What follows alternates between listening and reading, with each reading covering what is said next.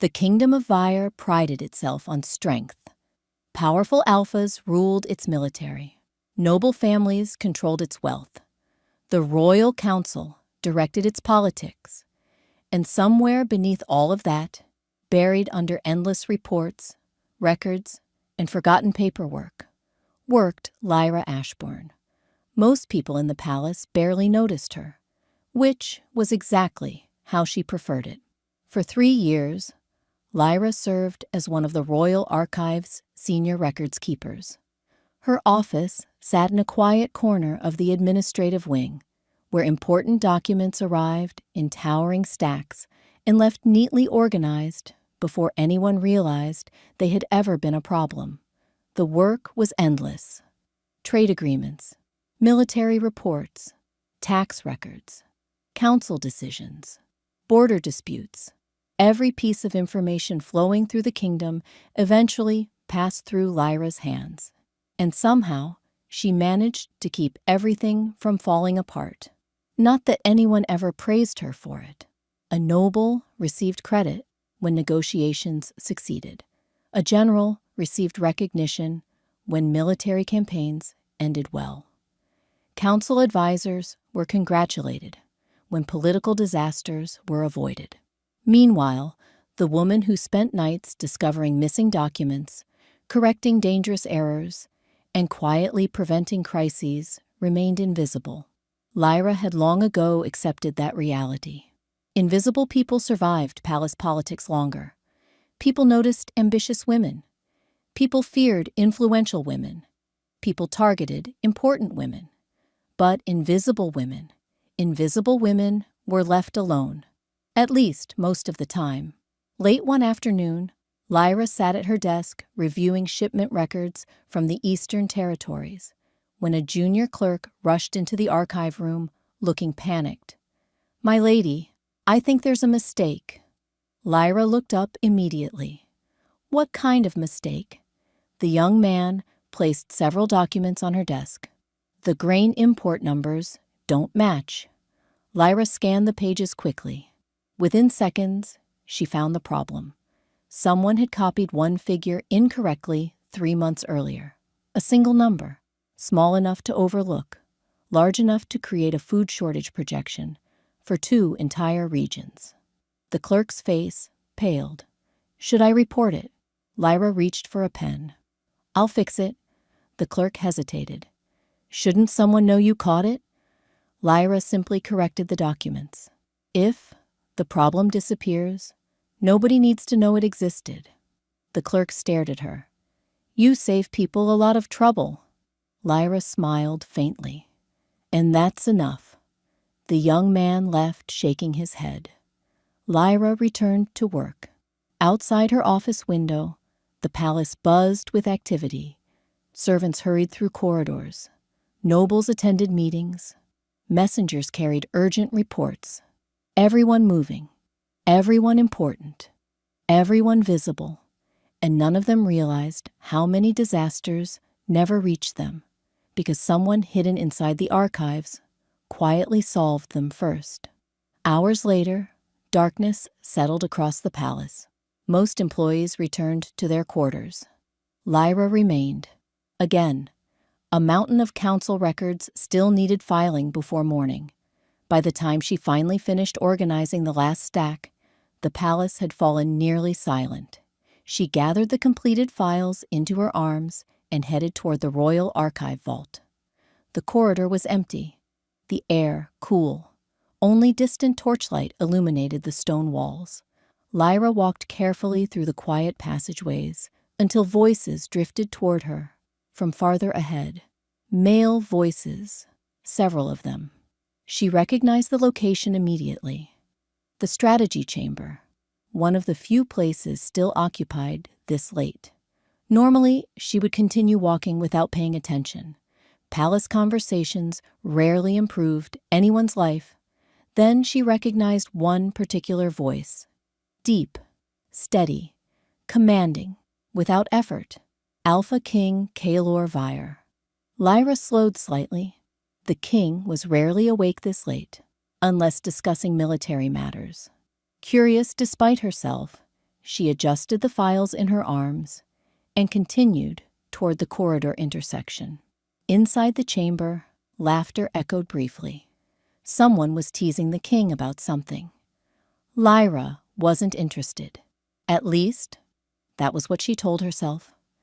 Then she heard one of the generals ask a question that made her pause. "My king, when exactly are you planning to choose a mate?" The laughter inside grew louder. Lyra stopped walking. And, without realizing it, she began listening. Lyra should have kept walking. She knew that. Palace walls were full of conversations that weren't meant to be overheard. Most of them led to trouble. Yet somehow, her feet remained rooted to the corridor floor. Inside the strategy chamber, the generals continued laughing. "The entire kingdom wants an answer," one commander said. "Noble families are practically throwing daughters at the throne." Another snorted. "My niece sent 3 portraits this year." "Only 3?" a third asked. "That's restraint." More laughter followed. Lyra rolled her eyes despite herself. Some things never changed. The Alpha King was 29 years old, unmated, powerful, wealthy, and handsome. Half the kingdom wanted him married. The other half wanted him married to someone from their family. Inside the chamber, Kaelor's voice cut through the noise. "If you spent half this much energy on military reports, we'd have fewer problems." That earned another round of amusement. "We're serious, Your Majesty," one general said. "The council keeps asking." "The council always asks. Because they're worried." Kaelor sounded unimpressed. "About what?" "Succession." A brief silence followed. Lyra shifted the files in her arms. That part was true. The subject appeared constantly in palace records, council discussions, noble petitions, political correspondence.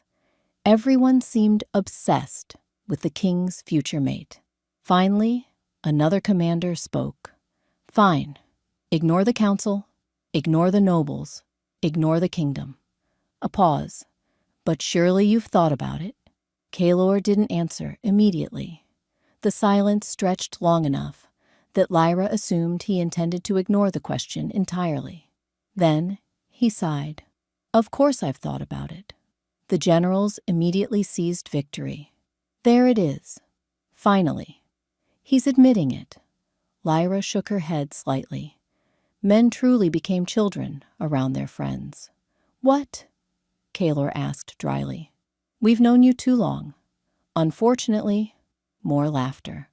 Then one of the older generals spoke. "What are you looking for?" The room quieted. Even through the door, Lyra could feel the shift. The teasing had faded. Now they were genuinely curious. Apparently, so was she, because she still hadn't walked away. Kaelor was silent for several moments, long enough that the generals didn't interrupt. When he finally spoke, his voice was calmer, more thoughtful. "I'm not looking for perfection." One commander groaned dramatically. "That sounds like the beginning of a speech." "It isn't." "Then answer properly." Kaelor sighed again. "I want someone steady." The room quieted further. "Steady?" one general repeated. "Yes." "What does that mean?" Another pause. Then Kaelor answered carefully. "It means, when everyone else is panicking, she isn't." Lyra blinked. That wasn't the answer she expected. Most alpha nobles described beauty first, or bloodlines, or political alliances. Not that. Inside the room, one commander chuckled. "So you want someone boring?" "No." Kaelor's response came immediately. "I want someone reliable." The humor vanished. Even the generals seemed to recognize the seriousness behind the statement. Kaelor continued. "The kingdom already has enough people who create problems." A few laughs returned. "That's fair. I'd rather have someone who solves them." Something about the words made Lyra pause. Not because of what he said, because of how he said it. Like the quality genuinely mattered. like he'd spent time thinking about it. The generals noticed too. One leaned forward. Specific. Kaylor ignored the comment. I want someone practical. Meaning, someone who deals with reality instead of appearances. Another thoughtful pause. Then he added, someone who notices details other people overlook. Lyra frowned slightly. The description felt oddly familiar. Not because she thought he was describing her. That would be ridiculous. But because she spent every day surrounded by people who ignored details until those details became disasters. Inside the room, one commander laughed softly. You're describing a military strategist. No. Kaylor's voice lowered slightly. I'm describing someone observant. Something in the answer made the room fall quiet again. The generals were beginning to hear something beneath the words. And strangely, so was Lyra. Then, one of them asked, anything else? A brief silence followed. And when Kaylor answered this time, his voice sounded softer than before. Yes, Lyra's grip tightened slightly on the files, without understanding why, because suddenly, she wanted to hear the rest. The corridor seemed unusually quiet. Lyra stood motionless outside the strategy chamber, files pressed against her chest, while the conversation inside continued. She still should have left. Every sensible instinct told her that. Yet curiosity held her firmly in place. Inside the room, one of the generals laughed softly. Now you've made us interested. Another agreed. You don't talk about people this carefully, unless you've already thought about it. Kaylor sounded unimpressed. I've thought about many things. Not like this. A brief silence followed. The generals clearly weren't planning to let the subject go. After several moments, Kaylor sighed. You're all impossible. We've been called worse. That earned a few chuckles. Then the room quieted again, waiting. Eventually, Kaylor continued. She doesn't need attention. Lyra frowned slightly. The answer surprised even the generals. What? Kaylor's voice remained calm. She doesn't need every achievement announced to a room. One commander immediately laughed. So definitely not a noble woman. Several others joined him. Kaylor ignored them. Instead, he continued speaking, almost as if he were thinking aloud. She helps people because the work needs to be done. The room grew quieter. Not because someone might reward her. Something uncomfortable stirred inside Lyra's chest. The description still felt strangely familiar. Not because she imagined it was about her, because she knew people like that. Rare people. People who worked quietly, while others collected praise. Inside the room, one general spoke carefully. That's oddly specific. Kaylor didn't answer. Another commander leaned forward. You've met someone like this? No. The answer came too quickly. Every general noticed. Even Lyra noticed. A long silence followed. Then one commander laughed. That wasn't convincing. More amusement spread through the room. Kaylor sounded irritated. I answered the question. You avoided the question. I did not. You absolutely did. The generals were enjoying this far too much. One of them spoke again. If she exists, what else? Kaylor was quiet for a moment. Then he answered. She notices problems before they become disasters. Lyra blinked. The words hit unexpectedly. Most people only react once something goes wrong. Kaylor's voice remained steady. She pays attention before that happens. The room had become completely silent now. No teasing, no jokes. Even the generals seemed invested. Kaylor continued. She's capable. That's vague. No. His voice hardened slightly. It's not. A pause. Then, she works harder than anyone around her. Something tightened in Lyra's chest. The description was becoming increasingly specific. Dangerously specific. Still, There were dozens of capable women in the kingdom. Dozens who worked hard. Dozens who remained unnoticed. Surely, one commander cleared his throat. And after all this effort, Kaelor answered immediately. She acts like it's normal. Silence. The room froze briefly. Then one general finally spoke. You definitely have someone in mind. No. Again. Too fast. Too automatic. The denial only made the accusation more believable. Several commanders laughed knowingly. One finally said what everyone else was thinking. You've been observing somebody. Kaelor didn't respond. That silence was answer enough. The generals noticed. Lyra noticed. And suddenly, the atmosphere inside the chamber shifted completely. The teasing was gone now, replaced by curiosity. One of the older commanders spoke carefully. Let's assume this woman exists.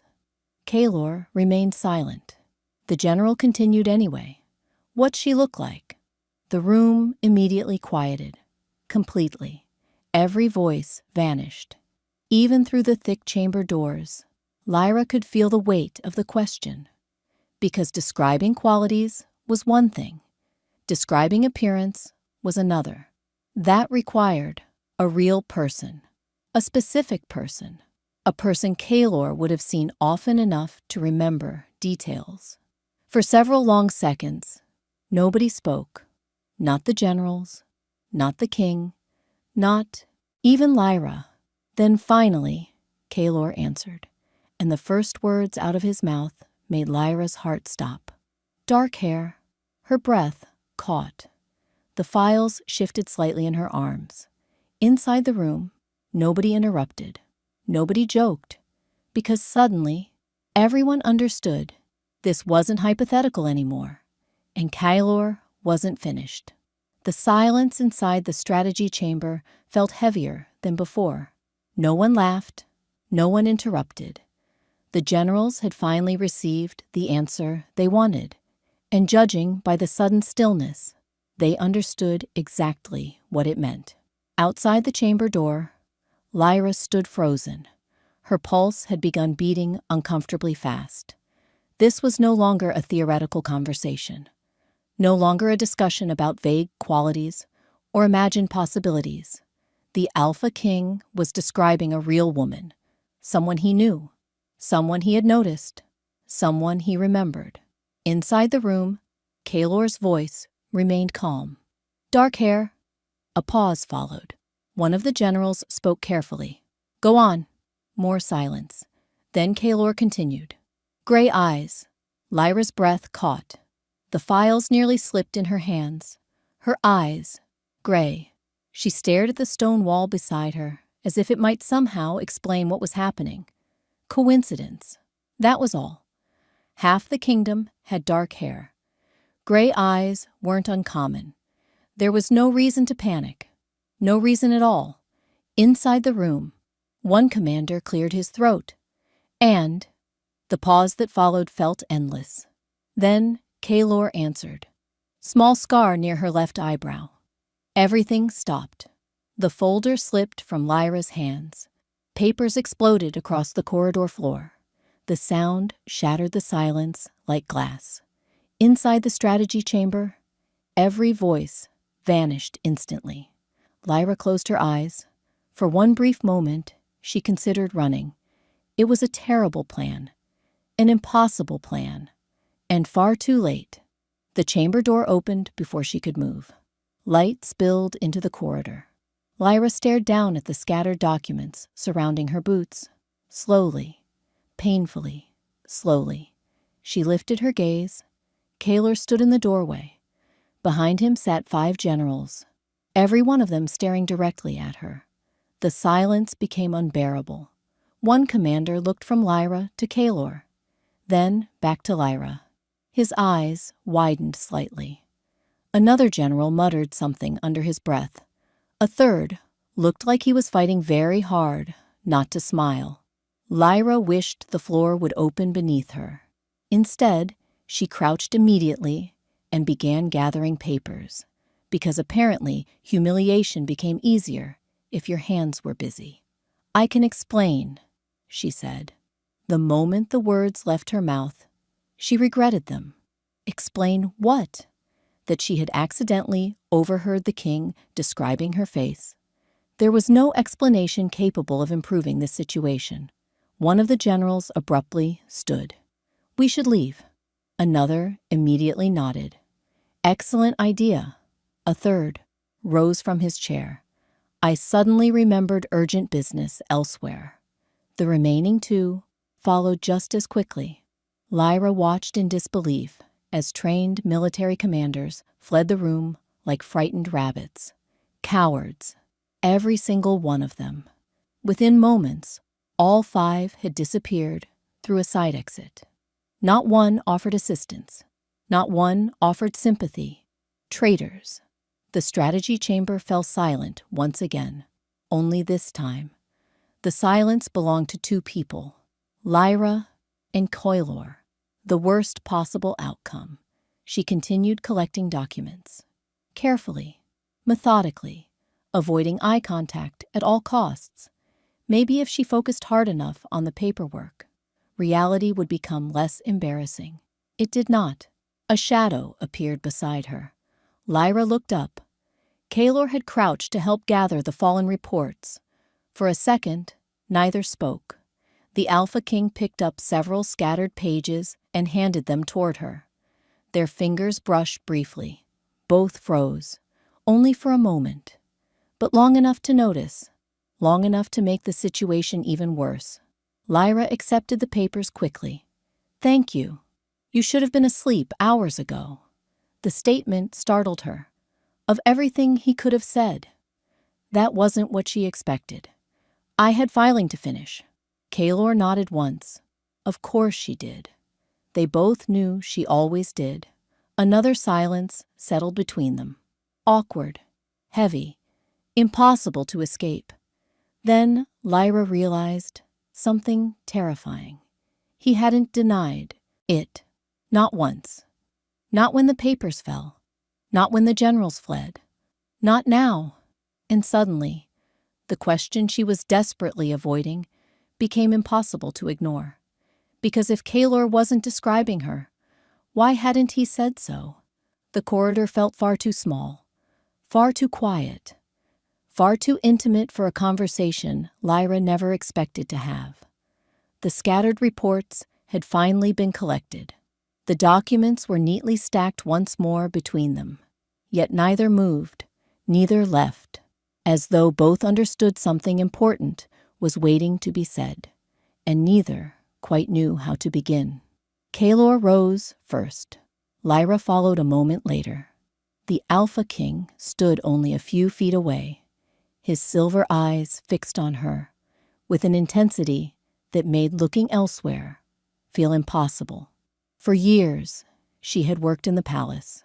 For years, she had seen him during meetings, ceremonies, and council sessions. Yet she couldn't remember him ever looking directly at her like this, actually seeing her, not as part of a room, not as part of a staff report, just her. The realization unsettled her more than the overheard conversation. Kaelor seemed equally uncertain, which somehow made everything stranger. Because Alpha Kings were not supposed to look uncertain. They commanded armies, negotiated treaties, made decisions affecting entire kingdoms. Yet standing in a quiet palace corridor beside a records keeper seemed to have robbed him of every prepared answer. Lyra took a slow breath. There was only one way out of this, directly through it. "You described me." The words landed softly between them. Not quite a question, not quite a statement. Kaelor's expression didn't change, but something shifted in his eyes. Recognition, acceptance, perhaps even relief. For a moment, he said nothing, and Lyra felt her heartbeat climbing steadily higher. Then finally, he nodded. Yes, one word.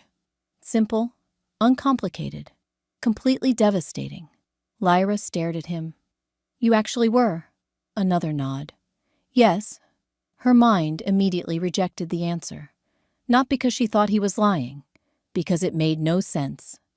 The Alpha King of Vyre, one of the most powerful alphas in the continent, a man pursued relentlessly by noble families and influential houses, describing her, a records keeper, an archivist, a woman most people forgot, was in the room 5 minutes after leaving it. Lyra folded her arms, partly for comfort, partly because she suddenly didn't know what to do with her hands. Why? The question escaped before she could stop it. Kaelor blinked. Why? Why me? Silence. For the first time since this conversation began, Kaelor looked genuinely caught off guard, as though he had expected every question except that one. Eventually, he answered, "Because you're you." Lyra stared, then laughed once. A short, disbelieving sound. That's not an answer. A faint smile threatened the corner of Kaelor's mouth. Perhaps not. Definitely not. The smile became slightly more visible, and somehow that made him look less like a king and more like a man. A surprisingly dangerous distinction. Kaelor leaned lightly against the corridor wall. You solve problems before anyone else notices them. Lyra opened her mouth. He continued before she could interrupt. You've prevented at least 4 administrative crises this year. She blinked. How do you know that? You think I don't read reports? That wasn't the surprising part. The surprising part was that he remembered every example he mentioned afterward. The Eastern grain shortage, the border tax discrepancy, the shipping delays, the diplomatic scheduling conflict were issues she had corrected quietly months ago. Issues nobody thanked her for. Issues she assumed nobody remembered. Yet somehow, he did. Lyra stared at him. You noticed all that? Kaelor's expression softened slightly. I notice more than people think. The answer landed unexpectedly hard. Because for 3 years, Lyra had built an entire life around being overlooked, invisible, forgettable, safe. Now, the Alpha King stood before her, calmly dismantling that belief, piece by piece. And the most unsettling part wasn't that he had noticed her. It was realizing how long he must have been paying attention. Long before tonight. Long before the conversation. Long before she ever suspected. For the first time, Lyra understood something that made her pulse quicken again. This wasn't a sudden realization. Kaelor hadn't accidentally described her. He had described her from memory. And that meant the Alpha King had been watching her for years. Long before she ever started watching him, for the rest of the night, Lyra barely slept. Every time she closed her eyes, the conversation replayed itself. Not the generals, not the awkward silence, not even the moment she dropped the documents, just Kaelor's voice. You solve problems before anyone else notices them. I notice more than people think. The words refused to leave her alone. By dawn, she was already seated at her desk inside the archives, attempting to bury herself beneath a mountain of reports. Unfortunately, paperwork was proving unusually ineffective. Normally, records made sense. Problems appeared. Solutions followed. Everything fit neatly into categories. People, however, were proving significantly more difficult. A knock sounded against her office door. Before she could answer, her assistant entered, carrying a stack of correspondence. Then, immediately stopped. You look terrible. Lyra glanced up. Good morning to you, too. I'm serious. The younger woman frowned. You look like you argued with a ghost. In a way, I did. That only made her assistant more curious. Thankfully, before further questions could be asked, another clerk arrived with additional documents. Work resumed, and for several glorious hours, Lyra almost succeeded in forgetting the previous night. Almost. Then the palace rumors began. At first, they arrived quietly, a servant whispering in the hallway. Two clerks exchanging knowing looks. An unusually curious glance from a council secretary. By lunchtime, Lyra realized something terrible. The generals had talked. Of course they had. She should have expected it. Men who commanded armies apparently possessed the gossip restraint of excited schoolchildren. Wonderful. Absolutely wonderful. By mid-afternoon, the whispers had spread across 3 administrative wings. Lyra considered moving to another kingdom. The idea had merit. Unfortunately, the kingdom's records would probably collapse without her. Late that evening, she finally escaped the archives and headed toward the library. It was one of the few places in the palace where people generally valued silence, at least normally. Today, however, she found Kaylor standing beside one of the upper balcony windows, alone. The moment she saw him, she considered retreating. Too late. He had already noticed her. For a brief second, neither moved. Then Kaylor stepped away from the window. "Lyra, Your Majesty." The formal title felt strange after the previous night. Apparently, he thought so too. His expression tightened slightly. Neither mentioned it. An uncomfortable silence settled between them. Finally, Lyra sighed. "This is a problem." Kaylor raised an eyebrow. "What is?" She stared at him. He knew exactly what. Unfortunately, he seemed determined to make her say it. "This," Lyra gestured vaguely between them. "The conversation, the rumors, the entire disaster." Kaylor remained frustratingly calm. "I disagree." Of course he did. "You're the Alpha King. And?" Lyra stared at him. "That is not an appropriate response." His expression almost suggested amusement, which only irritated her further. She folded her arms. "Half the noble families in the kingdom are trying to marry their daughters to you." "I know. The council expects a political alliance." "I know. The court will lose its mind if these rumors continue." "I know." Lyra exhaled sharply. "Then how is this not a problem?" For the first time, Kaylor's expression became serious. Completely serious. His silver eyes held hers steadily. "Because none of those things change who you are." The answer struck harder than she expected. Not because it solved anything. Because it sounded genuine. Kaylor stepped closer.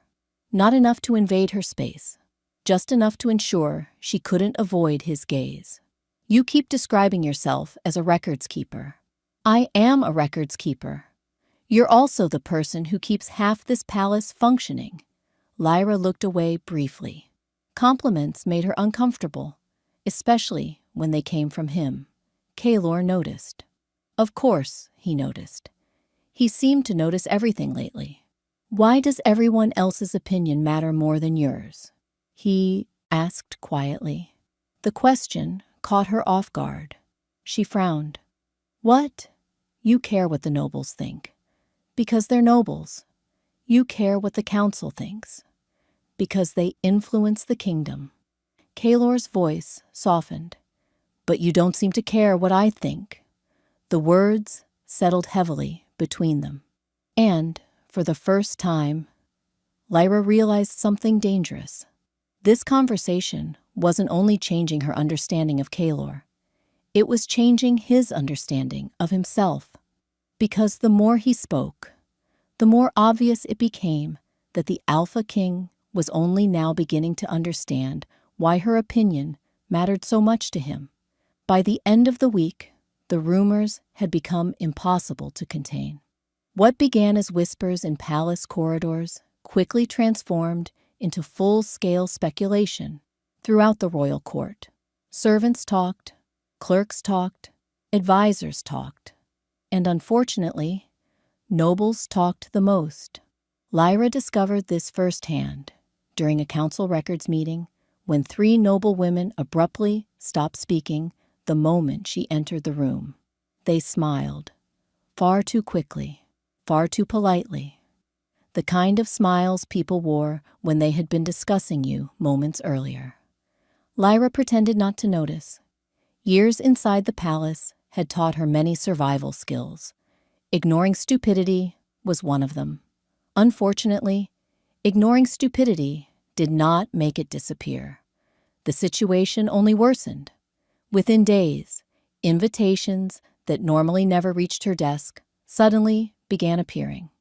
Political gatherings, charity functions, social dinners, events that records keepers were never invited to. Lyra declined every single one. The invitations continued arriving anyway, like vultures circling something they hoped might die or succeed, depending on which noble family sent them. The worst part wasn't the curiosity, it was the hostility, because many people had already decided what the rumors meant, and they hated it. One afternoon, Lyra entered the archives to discover two visiting noblewomen speaking with one of the junior clerks. Their conversation stopped immediately when she appeared. Neither woman bothered hiding their disappointment. One looked her up and down, openly. "That's her?" The second noblewoman frowned. "I expected someone more impressive." Lyra continued walking. The clerk looked horrified. The noblewomen looked pleased. Neither reaction surprised her. For years, the court had built elaborate expectations around the Alpha King's future mate. A warrior princess, a noble heiress, a powerful alpha from a prestigious bloodline. Someone useful, someone impressive, someone political. Not a woman whose greatest accomplishment involved correcting shipping manifests before breakfast. Unfortunately for them, Kaelor appeared increasingly uninterested in their expectations, and that fact terrified certain families. Leading the opposition was Lady Seraphine Valmont, daughter of one of the wealthiest alpha houses in the kingdom, beautiful, educated, politically connected, and completely convinced she belonged beside the throne. Seraphine had spent the last 2 years as the court's unofficial favorite candidate for future Luna. Not because Kaelor encouraged it, because everyone else did. Her family certainly did. The council occasionally did. Half the kingdom practically treated the match as inevitable. Then Lyra happened, and suddenly, a woman nobody considered competition had become a threat. The realization did not improve Seraphine's mood. 3 days later, Lyra encountered her for the first time. The meeting occurred inside the palace gardens. Unfortunately, Seraphine was surrounded by several noble companions when Lyra passed by. The conversation stopped immediately. Never a good sign. Seraphine smiled. The expression was beautiful and completely insincere. "Lady Lyra," Lyra paused. Technically, she wasn't a lady. Apparently, facts no longer mattered. "Lady Seraphine." The noblewoman examined her carefully, like someone evaluating an unexpected stain. "I've heard so much about you lately." Lyra already disliked where this was heading. "I'm sorry to hear that." A few nearby nobles laughed despite themselves. Seraphine's smile tightened. "Only slightly, but enough. You're amusing. I organize tax reports. I suppose everyone needs hobbies." The insult landed exactly as intended. Several nobles smirked. Lyra remained calm. People often mistook calmness for weakness, a mistake she stopped correcting years ago. Seraphine stepped closer. "The court seems fascinated by you recently." Lyra offered a polite smile. "The court needs better entertainment." A few suppressed laughs appeared again. This time, Seraphine definitely noticed. The noblewoman's eyes cooled considerably. "Careful." The warning sounded deceptively gentle. "You may begin believing attention is the same thing as importance." Silence settled around them. Several nobles suddenly looked uncomfortable, because even they recognized the cruelty. Lyra held Seraphine's gaze steadily, then answered softly, Then we're fortunate attention isn't something I've ever depended on. The response struck harder than expected. Seraphine's expression froze briefly, not because Lyra had raised her voice, because she hadn't. The calm answer denied her the confrontation she wanted, and somehow made the insult look petty. For the first time, Seraphine appeared genuinely annoyed. Lyra recognized the look immediately. This wasn't over, not even close. As she continued walking toward the archives, she could practically feel Seraphine watching her leave. The noblewoman had decided something today, something dangerous, and deep down, Lyra suspected the coming winter banquet would be where she acted on it. The winter banquet was the most exhausting event of the year, at least in Lyra's opinion. The nobles called it elegant. The council called it important. The palace newspapers called it prestigious. Lyra called it 6 hours of smiling at people who secretly disliked each other. Unfortunately, attendance was mandatory, especially this year, which meant there was no escaping it. By sunset, the grand ballroom glittered beneath thousands of crystal lights. Musicians played softly from an elevated gallery. Servants moved gracefully through the crowd, carrying silver trays. Every noble family of significance had gathered beneath the palace roof, and every one of them seemed eager to witness whatever happened next, because rumors had reached far beyond palace walls. The entire kingdom wanted answers. Lyra was painfully aware of it. The moment she entered the ballroom, conversations shifted. Not enough to be obvious, just enough to notice. People watched, whispered, speculated, exactly as expected. She ignored them, mostly. The strategy worked for nearly an hour. Then Lady Seraphine decided otherwise. Lyra had just accepted a glass of sparkling wine when she noticed the noblewoman approaching. Several companions followed behind her. An audience, of course. Public humiliation required witnesses. Seraphine's smile appeared flawless. Lady Lyra. Lyra resisted the urge to sigh. Lady Seraphine. The surrounding nobles immediately grew interested, like wolves scenting blood. Seraphine lifted her glass lightly. I heard another fascinating rumor today. Lyra took a small sip of wine. Congratulations. Several nearby people coughed suspiciously into their drinks. Seraphine's smile tightened. Again, the reaction was becoming familiar. You're quite confident lately.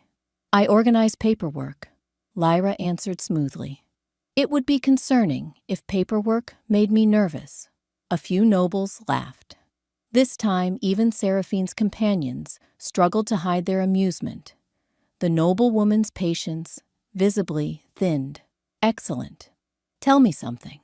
Her voice softened, dangerously. Do you actually believe these stories?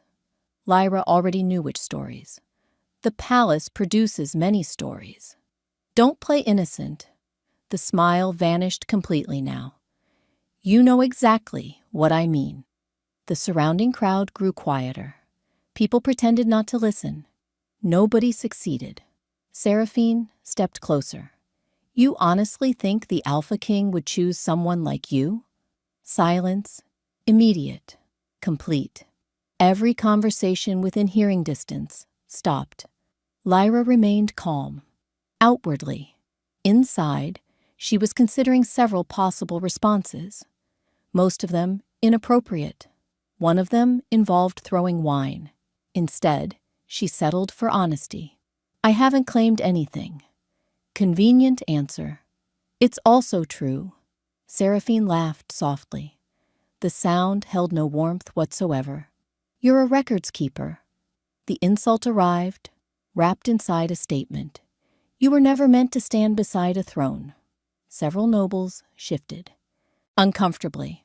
Others looked pleased. A few appeared embarrassed. No one interrupted.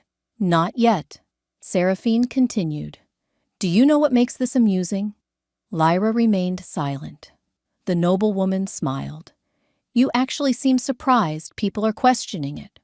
The words struck harder than intended. Not because they hurt, because they reflected something Lyra already knew. People like Seraphine measured worth through status, titles, bloodlines, influence, everything except character. Unfortunately, before Lyra could answer, another voice interrupted. A deep voice, calm, dangerously controlled. He would. The ballroom froze. Instantly, every head turned toward the entrance, and there stood Alpha King Kalor Vyre. The crowd parted automatically, like water moving around stone. His silver eyes locked directly onto Seraphine. Not Lyra, Seraphine. The noblewoman visibly paled. Only slightly, but enough. Because she recognized what everyone else suddenly understood.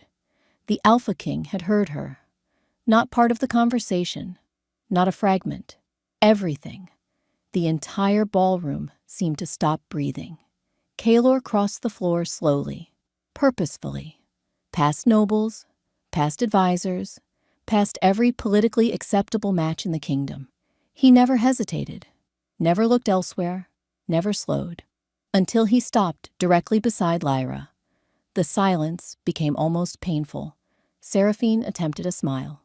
A mistake. My king, we were merely discussing. I heard enough. The temperature in the room seemed to drop. Kalor's voice wasn't loud. It didn't need to be. Authority rarely required volume. The ballroom stood motionless, waiting, watching, because everyone knew something important was about to happen. And for the first time all evening, Seraphine looked genuinely worried. Nobody in the ballroom moved. Nobody spoke. Even the musicians had fallen silent. The only sound came from the distant crackle of the enormous fireplaces lining the walls. Kalor stood beside Lyra, not in front of her, not protecting her like she was fragile. Beside her, an equal position, and somehow, that simple choice made the room even more uncomfortable, because everyone understood what it meant. Seraphine attempted to recover first. Years of noble training demanded it. My king, she said carefully, I believe there has been a misunderstanding. Kalor looked at her. His expression revealed absolutely nothing. What part was misunderstood? The question landed like a blade. Several nobles immediately looked away. Seraphine hesitated, only for a moment. Then she forced a smile. We were simply discussing the responsibilities of someone standing near the throne. No, Kalor's voice remained calm. You were discussing whether she deserved respect. The ballroom became even quieter, if that was somehow possible. Seraphine's companions suddenly seemed fascinated by their wine glasses. Cowards, every one of them. Kalor turned slowly toward the gathered nobles. His silver eyes swept across the room, watching, measuring, evaluating, and judging by the growing discomfort around him. Many people disliked the results. You all keep discussing status. Nobody interrupted. Nobody dared. Kalor continued. As though bloodlines automatically create character. The statement struck several noble families directly. A few visibly stiffened. Good. Lyra remained completely still beside him. Partly because she was shocked. Partly because she had no idea where this was going. Kalor wasn't finished. Not even close. You speak about titles. A pause. You speak about influence. Another pause. You speak about political value. The room remained frozen. Then Kalor looked toward Lyra, and everything changed.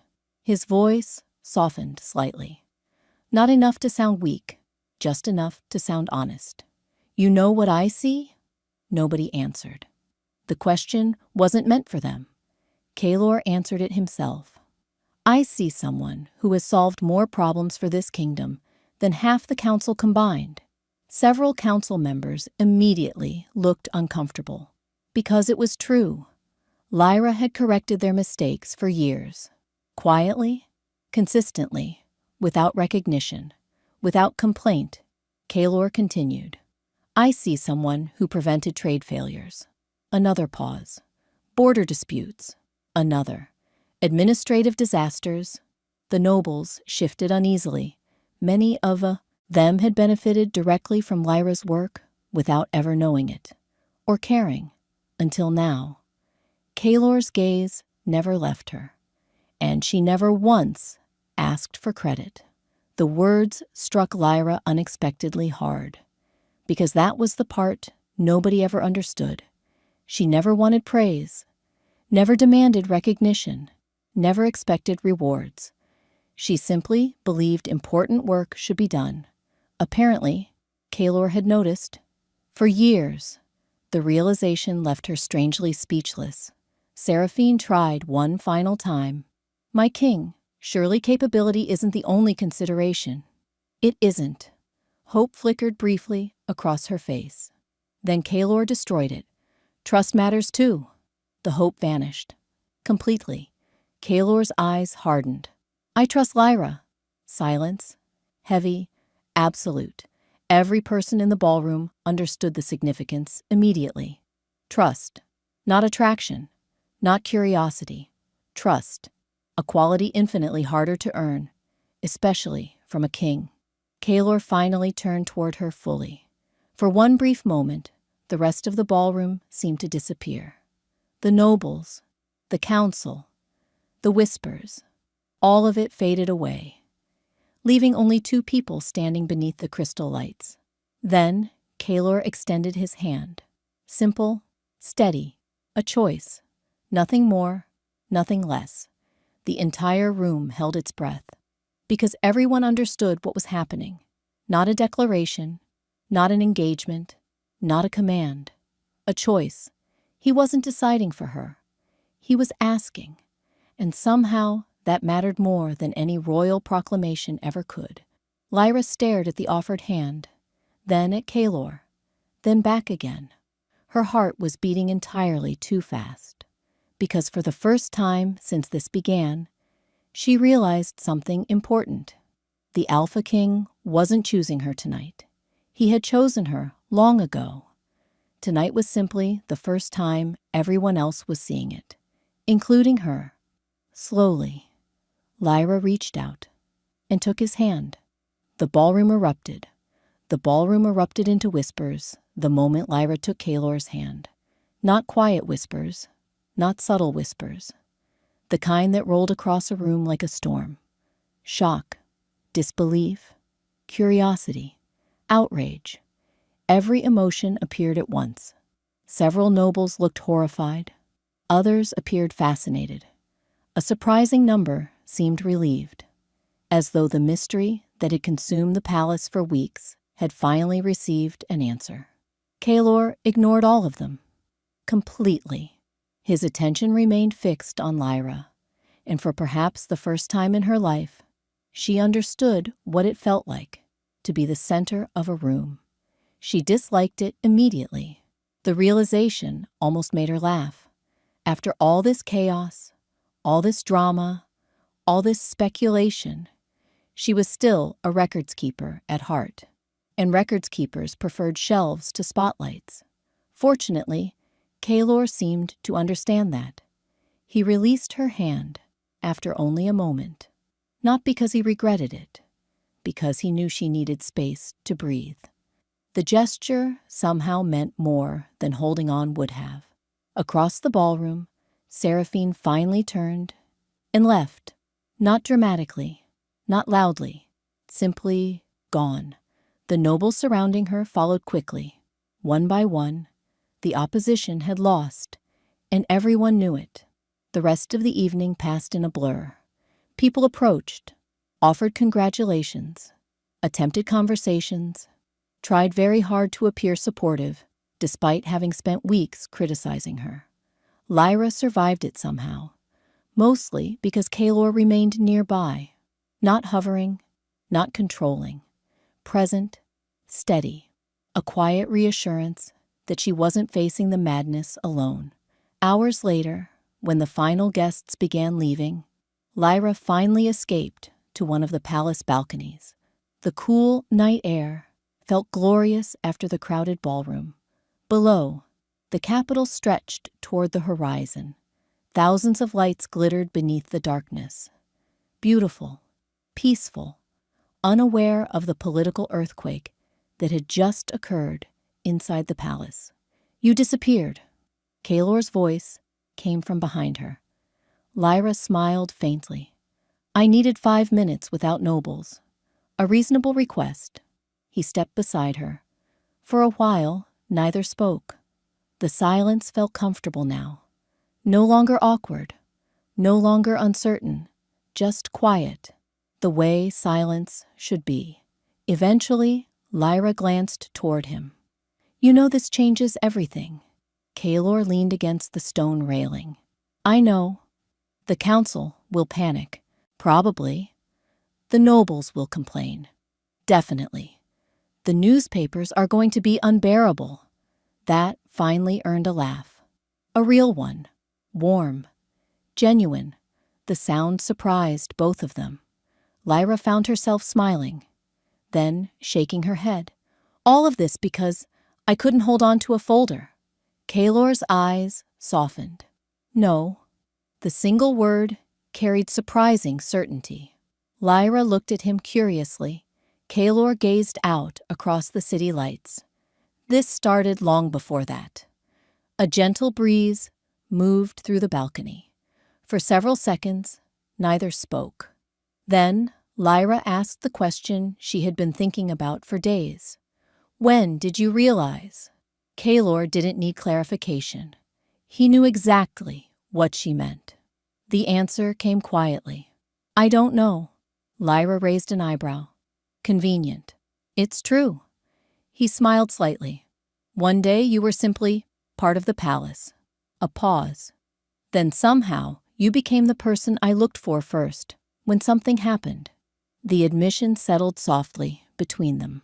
Honest, unpolished, real. Kaelor continued. "I trusted your judgment." Another pause. "I valued your opinion. Then, and eventually, I realized I paid attention to you more than anyone else." Lyra's heartbeat quickened slightly. Not because the words were dramatic, because they weren't. There were no grand speeches, no impossible promises, just truth. And somehow, truth felt more powerful. Below them, the city lights shimmered beneath the night sky. For a moment, neither looked away. Finally, Lyra smiled. A small smile, but real. "You spent years searching for a perfect mate." Kaelor turned toward her. "No." The answer came immediately. Certain, without hesitation. His silver eyes met hers. "I spent years standing beside her." The breeze carried the silence that followed. Warm, comfortable, certain, because the Alpha King search had never truly been a search at all. The woman he wanted had never been hidden, never been distant, never been impossible to find. She had simply spent years working quietly beside him, waiting for him to recognize what he was looking at. And now that he finally had, neither of them intended to look away again.